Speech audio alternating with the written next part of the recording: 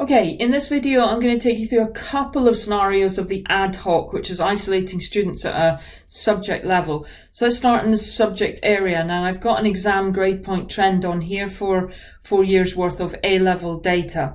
And I'm going to pretend for a moment I'm the head of physics. So let's pop into physics, and I'm having a conversation about how that 5 grade came about for physics, pretty much sort of national average. But let's have a look at the students. So let's navigate to my student tab, and here they all are. Now I'm just going to sort by prior attainment, and I'll tell you why.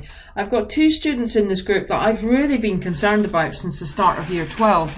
Their attendance has been poor, or they just haven't been reachable for me, and it's been outside of my control, and therefore I'm kind of not surprised they ended up with D grades because their attendance rate was so low. And we all have students like that, don't we? For lots of different reasons, health reasons or otherwise. So what I'm really interested in is what my value added might have looked like without those students in there. So pop the ad hoc toggle on there. And then everyone turns into an orange group, which at the moment is sitting next to the overall. Now, let's choose those 2 students then, and let's pop them into one of the 3 other colours that I've got available to me. So I'm just going to put them in the green group together. And now I can see that their value added score is low, as I would expect, with 2 D grades, but that the rest of the group, which is now the remainder of the orange students, for want of a better term, are now in a grade 4. So that's the impact that those 2 students had on my overall value added. So that's one use of it. Now let's reset our thinking.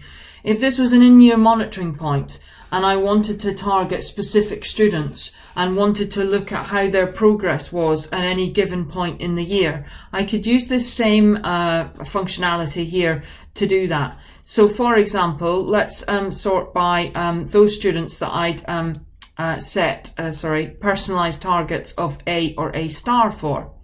And what we've got here is we've got the ability to then pop these A star students into a group, and we can then see how they're doing compared to the rest of the group. And what you can see here is that actually they're doing less well than the remainder of the students who remain in that orange group.